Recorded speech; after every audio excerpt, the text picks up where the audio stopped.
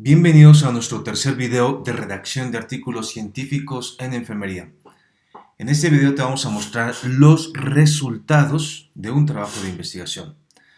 Este trabajo está hecho por el Grupo de Investigación e Intervenciones Educativas para el Cuidado de la Salud de la Facultad de Enfermería de la UAP, que está integrado por la maestra en Ciencias de Enfermería Rosa María Galicia Aguilar, la maestra en Salud Pública Erika Lozada Pérez Mitre y su servidor Eric Landeros Olvera. Recordemos que existe el sistema IMRID que ya lo hemos estado viendo en los videos anteriores. Lo recordamos, significa introducción, metodología, resultados y discusión. Para este momento nosotros nos vamos a abocar en lo que es el apartado de resultados. Los resultados tienen dos apartados generales. El primero se refiere a la estadística descriptiva de las variables de estudio y el segundo es a la estadística inferencial si procede. Todo depende del diseño de investigación que se obtuvo o que se marcó en la metodología y el tipo de variables que se tienen en la sección de resultados. Para ambos apartados es importante colocar los símbolos estadísticos correctamente, ya sea en la redacción o en formato de tabla. Los resultados pueden ser a renglón corrido o se pueden realizar tablas con estilo específico, ya sea en Vancouver o en APA. Algunas revistas sugieren su estilo y se debe de acatar. Tienes que identificar en los lineamientos para autor cómo es que la revista prefiere que se presenten los resultados. La estadística descriptiva, que es la primera parte de los resultados, se van a mostrar todas las medidas de tendencia central, frecuencias y porcentajes, principalmente de las variables sociodemográficas y antropométricas, y si es factible también se presentan las variables clínicas. ¿A qué se refiere la estadística descriptiva? Se refiere a colocar los datos sociodemográficos de la muestra, pero únicamente los que sean de utilidad. Es importante colocar los datos que solamente van a servir a la discusión. Lo demás es irrelevante y es mal calificado por los árbitros editoriales. Por eso es importante tener una congruencia desde la introducción hasta la conclusión. Si en la introducción tienes, por ejemplo, estudios relacionados que no vas a manejar o no vas a contrastar con los resultados de tu investigación, no es necesario colocarlos. La estadística inferencial puede ser paramétrica, no paramétrica o estadísticos multivariados. ¿Qué se debe colocar aquí? Los resultados de las pruebas que pueden ser utilizadas y el nivel de significancia estimado. Pruebas que contesten a la pregunta de investigación o cubran el objetivo planteado al final de la introducción, como ya lo vimos en el primer video. Veamos algunos ejemplos de resultados para que nos podamos explicar de mejor manera. Este es un trabajo que se realizó como una redacción de reportes de investigación cuantitativa para los estudiantes de posgrado y es una guía para poder redactar los resultados de investigación y me parece que puede ser congruente con lo que estamos mostrando en este video. Bueno, para empezar, ¿cómo iniciar los resultados? Muchos editores están presentando o están solicitando la progresión del diseño. Depende del diseño del estudio. Por lo regular, la progresión del diseño se hace en estudios longitudinales de intervención que se establecen también en las revisiones sistemáticas o en los metaanálisis para saber cómo es que se recolectaron los datos o los sujetos de estudio y cómo es que la muestra se fue desgastando. Es decir, de cuánto es la población, a cuántos reclutaste, cuántos seleccionaste, cuántos perdiste durante ese diseño de intervención durante un cierto tiempo y finalmente cuántos analizaste. Esto es importante porque nos da o al lector le da mucha claridad de cómo es que se fue presentando los datos durante el procedimiento de la investigación. Esto puede ser a manera de redacción en un solo párrafo o regularmente de acuerdo a los elementos del consort para los ensayos clínicos y al prisma para las revisiones de la literatura se pide un diagrama de flujo como este. Por ejemplo, esa es una intervención que se hizo con adultos mayores que presentan en el reclutamiento elegibles 54, excluido 9. ¿Por qué fue? Por no cumplir los criterios de selección, principalmente problemas musculares, osteoarticulares, de funcionalidad física, insuficiencia venosa arterial o cardíaca, arritmias o soplos. Este es un trabajo que se hizo con una intervención cardiovascular de una dosis gradual y progresiva, pero de baja intensidad. De estas 54 y eliminando los 9, se aleatorizaron 45 para insertarlos tanto al grupo control como al experimental por una técnica de bloques de 4.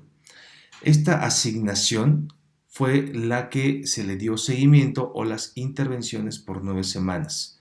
Después de 5 semanas se empiezan a identificar cuántos han dado seguimiento de esos 22. Aquí no hay pérdidas y tampoco aquí. Sin embargo, después de la semana 9, una vez que ya se hace la recolección final de los datos, en el análisis se puede observar que de estos 22 se perdieron 4 y quedaron 18 para el grupo control y para la evaluación del grupo experimental se perdieron 3 y quedaron 20. Esta es la progresión del diseño que se está presentando o que se está sugiriendo en los diseños longitudinales. Continuemos con esto. Por ejemplo, la descripción de las variables sociodemográficas, pensando en la sección de análisis descriptivo, tenemos la edad, años de escolaridad, principalmente que son variables continuas, en donde se puede presentar un promedio aritmético, una media más menos una desviación estándar. En esta tabla se pueden observar que tiene un título y una fuente, que es la nota de la tabla, y los filetes que se están tomando en cuenta son con los lineamientos de APA. No se presentan líneas transversales para estar separando las tres columnas que se están presentando. Algunos otros trabajos que se presentan, por ejemplo, tenemos aquellos que no son variables de razón, sino son variables nominales, dicotómicas, politómicas, como aquellas que se presentan con un sí o un no. Aquí, por ejemplo, tenemos con antecedentes y sin antecedentes. Estas variables se presentan en frecuencias y porcentajes. Por ejemplo, en esta tabla se muestran los antecedentes familiares y personales de enfermedades crónicas. Los antecedentes familiares de diabetes mellitus e hipertensión arterial en las personas con antecedentes son 62 y 44 sujetos de estudio, que representan el 48 y el 34%. Sin antecedentes son 66 y 84 sujetos de estudio, que representan el 52 y el 66% respectivamente. Los antecedentes personales de diabetes mellitus e hipertensión arterial sugieren que hay 8 y 16 sujetos que representan el 6 y el 12%, y 120 y 112 sujetos sin antecedentes que representan el 94 y el 88% respectivamente. La N siempre es importante al pie de la página, de la tabla, con 128 sujetos. Ahora, Por ejemplo, tenemos variables clínicas.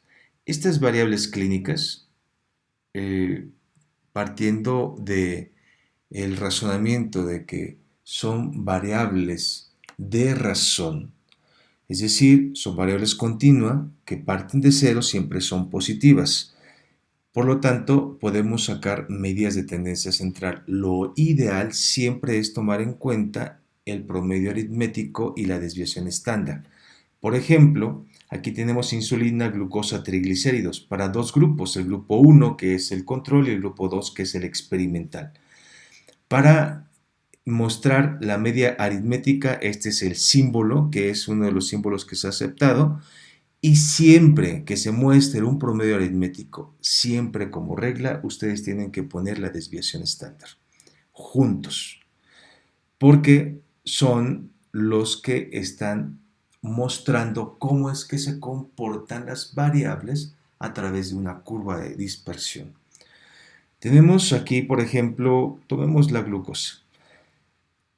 En el primer grupo tenemos un promedio aritmético de 84.4 más menos 7.3 de desviación estándar, mientras que el grupo 2 tiene 75.4 más menos 6.9 de desviación estándar. También se pueden considerar los valores máximos y mínimos, y algunos otros que si ustedes consideran que son importantes, por ejemplo, en vez de colocar el valor máximo y mínimo, se coloca un rango o se coloca la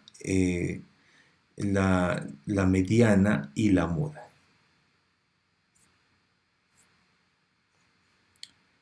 Aquí tenemos, por ejemplo, que estas variables de razón no solamente son para variables o fenotipos moleculares. Aquí tenemos también las variables cognitivas o variables psicológicas.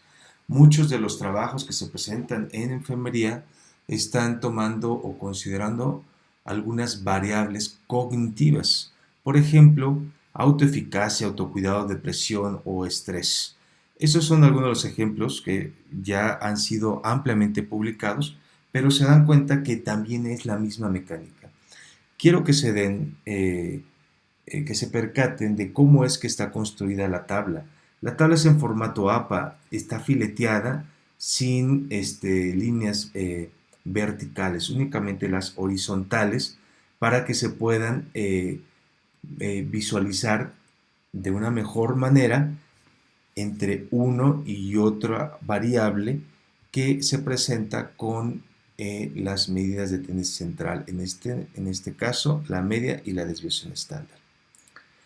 Ahora, siempre preguntan, ¿y cómo es que se presentan el coeficiente alfa de Cronbach o la validez de un instrumento?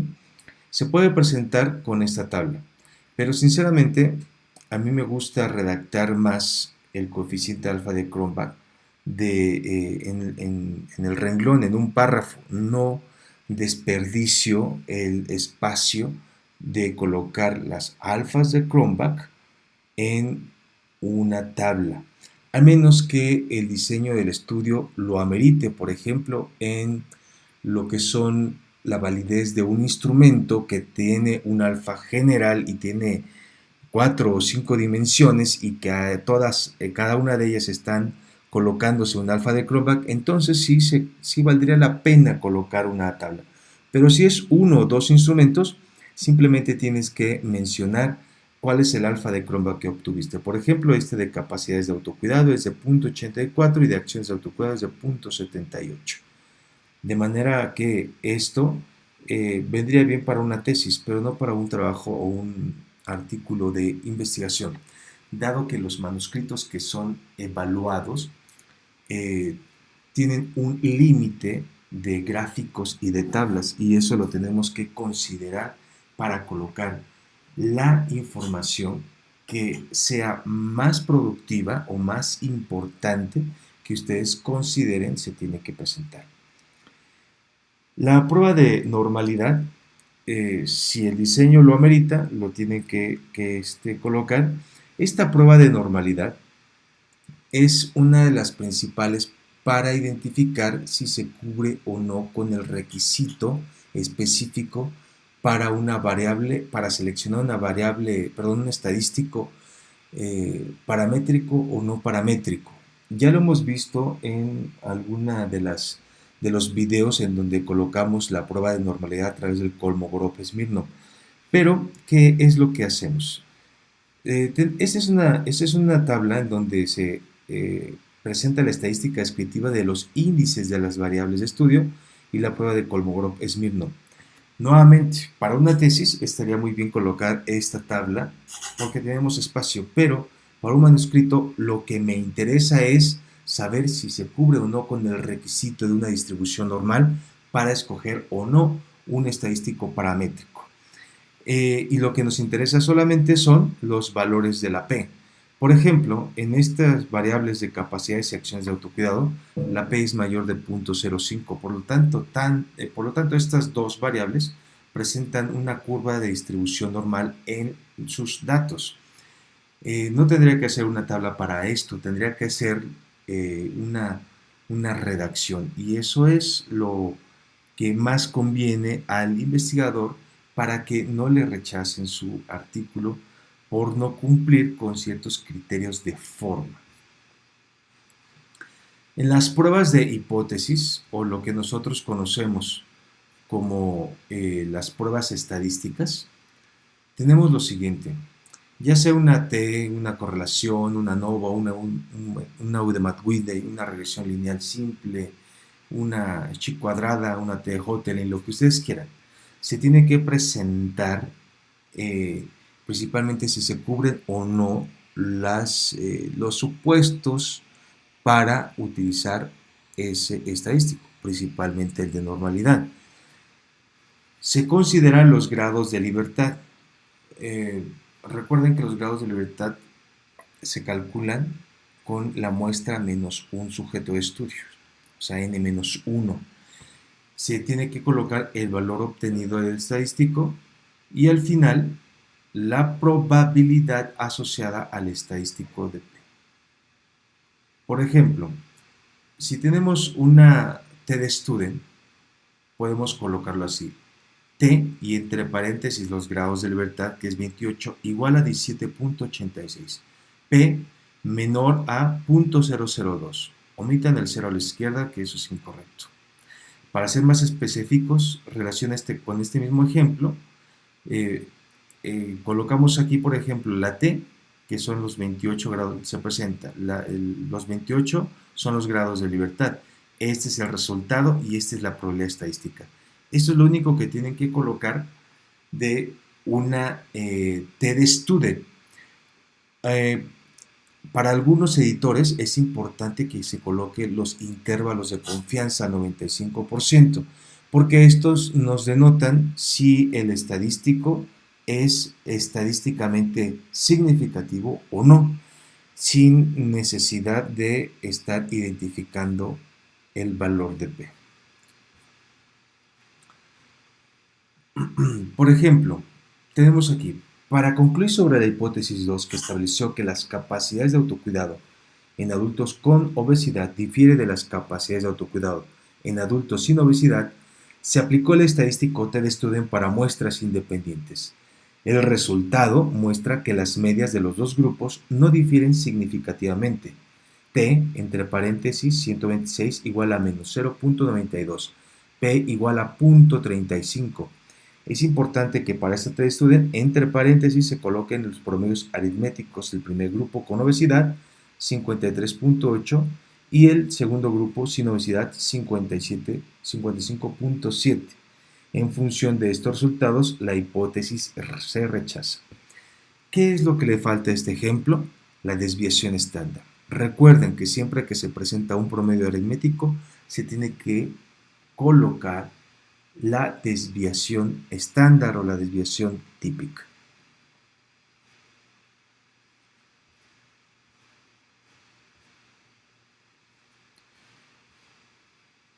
Cuando tenemos una correlación, desde mi punto de vista, con la experiencia como árbitro editorial, Yo prefiero que se presente un gráfico de correlación a una tabla de correlación en espejo, que no tiene mucho caso y abarca mucho espacio.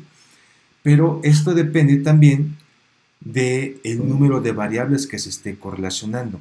Si es una correlación sencilla, bivariada, como la que se está mostrando aquí, solamente se tiene que colocar el gráfico de correlación a un lado la R y la significancia estadística. Por ejemplo, se redacta que se aplicó el estadístico de correlación de Pearson. El modelo fue significativo al relacionar las variables capacidades de autocuidado y acciones de autocuidado.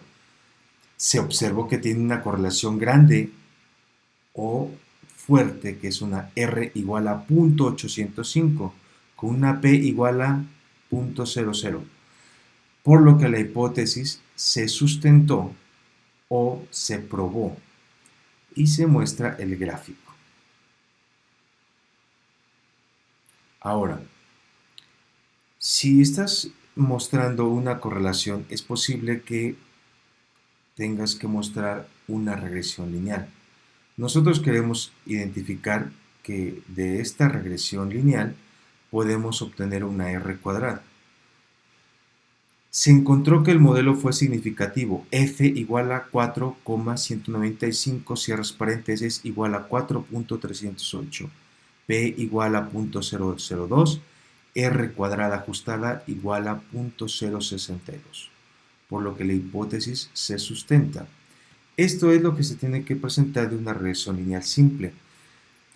Puede ser en esta sección o en la de discusión, en donde hagas la interpretación de esta R cuadrada, que si la multiplicas por 100 o este punto decimal la colocas 2 apartados hacia la derecha, vas a identificar que la variable independiente explica el 62% de la variabilidad de la variable dependiente.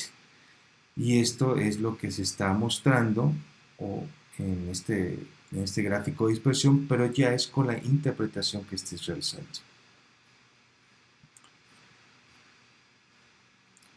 Aquí tenemos otros ejemplos de promedios aritméticos de variables o fenotipos moleculares. Hay otro tipo de tablas que, de acuerdo al estadístico que se esté presentando, pues se tienen que colocar. Por ejemplo, este es un análisis de covarianza para algunas hormonas del tejido adiposo que tiene que ver con el intercepto, el grupo basal y el grupo control, pero siempre se presentan con otros datos que son necesarios para hacer la interpretación. Se los coloco de esta manera para que vean también el formato de la tabla y cuáles son los datos que se tienen que presentar. Algo muy importante en la sección de resultados son los gráficos. Estos gráficos o imágenes no tienen que estar pixelados, tienen que tener muy buena resolución. Tienen que ver los lineamientos para autores, porque muchas veces, en la mayoría de los casos, se los piden en blanco y negro, como es el caso del gráfico que les estoy mostrando en la pantalla. Pero, siendo ahora la mayoría de las revistas electrónicas, tienen la libertad de colocarlo en colores, pero que sean de buena calidad. Cuando se presentan los gráficos, muchas veces se hacen con el mismo programa estadístico. Y por ejemplo, en el programa estadístico SPSS, que me parece genial para hacer el análisis estadístico, no es muy bueno para las gráficas. No son de buena calidad. Entonces se tiene que tener conocimientos o ayuda de otros profesionales que utilicen softwares específicos para hacer gráficos de muy buena calidad como el que les estoy presentando en la pantalla. De acuerdo. Entonces, una vez que ya se tiene esta sección de resultados, es importante que ustedes consideren lo siguiente. Estas tablas se colocan, deben de cuidarse de sobremanera que la información que esté en la misma no se repita en forma de redacción sobre el texto o por debajo de ellas. Siempre le digo a mis estudiantes, el análisis de los datos tiene que ser un comentario inteligente. Se comete muy fácil el error que cuando se presenta una tabla con frecuencia y porcentaje, por ejemplo, que tengamos una un género de hombres en un 50% en la tabla, que se presenta tal cual, en la redacción o la interpretación se diga que en la tabla anterior se presenta un 50% del género masculino.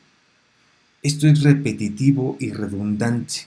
Por eso es que se tiene que analizar la tabla para mostrarle al lector un comentario inteligente. Esto se va mejorando con la práctica, pero es necesario obviar lo que es fácil de interpretar, pero no obviar lo que tú como investigador tienes que mostrar al lector para que vea la importancia de tus resultados. Si buscas resultados distintos, no hagas lo mismo, decía Albert Einstein. Benjamin Franklin decía que no fracasé, descubrí 100 maneras de poderlo realizar. ¿Por qué terminamos con esto? Muchas veces los investigadores no obtienen los resultados que estaban buscando. Cuando no obtienes los resultados que estabas buscando, quiere decir que tu metodología fue estricta, apegada al método científico. Es decir, que no hubo una intromisión de tus deseos de poder probar una hipótesis. Si la hipótesis se rechazó, no tengas miedo en publicarlo tal cual, porque esa es una manera de que le vas a mostrar a la comunidad científica de lo que no se debe de hacer en este momento que tú estás mostrando una metodología específica para probar o rechazar una hipótesis de investigación.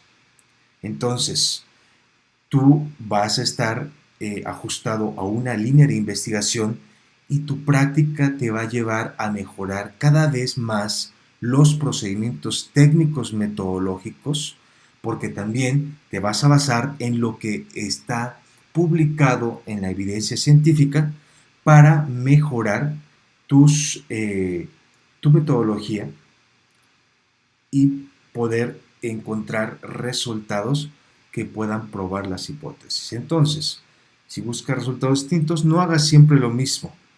Te podrás equivocar, pero nunca vas a mentir. Publica tus resultados, aunque no hayan sido satisfactorios para ti. Pues muchas gracias. Eso es todo por este momento. Esperemos vernos en el siguiente video.